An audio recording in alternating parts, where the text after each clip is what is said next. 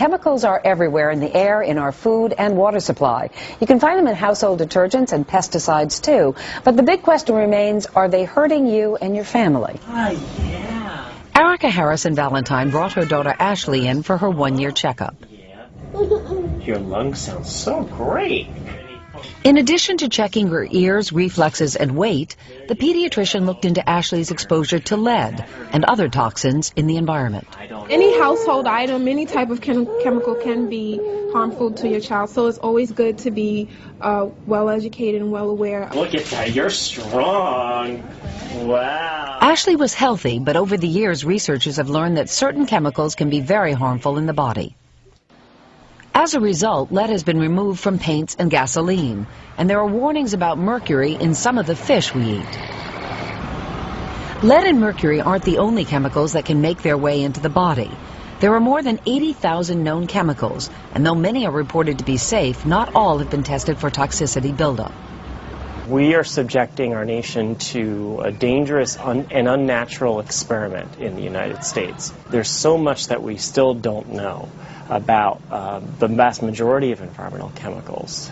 Dr. David Schwartz is the director of the National Institute of Environmental Health Sciences and the National Toxicology Program. We're in the process of developing much more rapid ways of screening through chemicals so that we can begin to test all of the chemicals that are out there. Writer David Ewing Duncan turned himself into a human guinea pig, allowing himself to be tested for a variety of chemicals in his body. It's all for an article appearing in the upcoming issue of National Geographic magazine, and he's here with NBC's chief medical editor, Dr. Nancy Snyderman. Good morning to both of you. I want to start with you, David. Why did you want to do this in the first place? They took, 14 vials of blood from you? Yeah, I nearly passed out. It was so much blood. But I did it. I was curious, just as a human being. These chemicals are out there in the environment. And also, as a reporter, it was a way to communicate the sort of human side of a science story, which is always difficult to do. Right, exactly. And I couldn't believe there were 82,000 chemicals that were exposed to, but you narrowed it down to 320. How did you narrow it down, and what were the results? Well, I went after some of the chemicals that are the most common, and these are things, pesticides, they're plasticizers, the things that make plastic, a bit more malleable. It's all sorts of other metals and various other chemicals that are out there. So the ones that we are typically exposed to. And what did you find? Well, you're a mess, is what you found. I found out, I'm a goner. There's no, forget it. No, I found some rather startling results. I mean, I'm mostly average, as one would expect. I'm a typical person. I don't live next to a factory. I don't work with chemicals. But I did have some sort of startling results. And one of them is something called PBDEs. And these are flame retardants. And these are actually good chemicals in the sense that they protect us from flames if your clothes ignite or if a couch ignites. Well, that's where you had a very high level, if I remember. The article opens with a doctor saying to you, you better sit down or I don't want to alarm you, but exactly. You've got 10 times what most people have in your system. That's right, 10 times the American average, and in fact 200 times the European average. So I'm filled with this stuff. You can basically light me up and I won't burn. You've also got PCBs, I see there, pesticides, dioxins, phthalates, PF.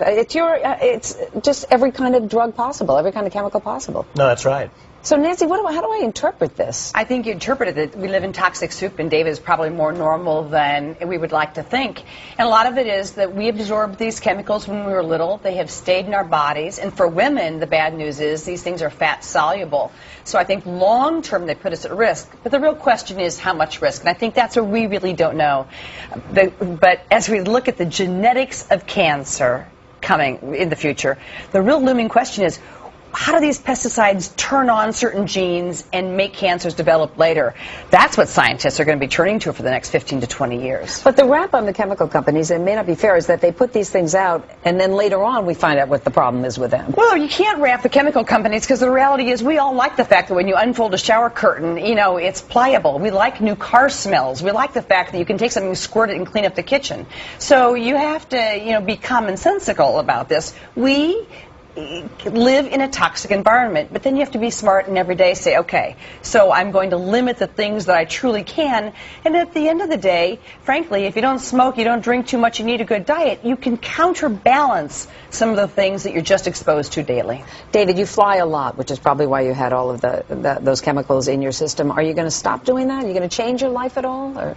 Well, I thought about it a little bit. I also had a rather high mercury content after I ate some fish, and that's something I can do something about. I just eat less fish. But there's not a lot you can do about it. This is in the environment. These are background chemicals that are just out there, and some of them are increasing, so it may actually get worse. But there's not a lot you can do. You can't run, you can't hide. They're out there. But you know what I think you can do? You can live your life to the moderate. So you eat a little fish, a little meat, lots of fruits and vegetables.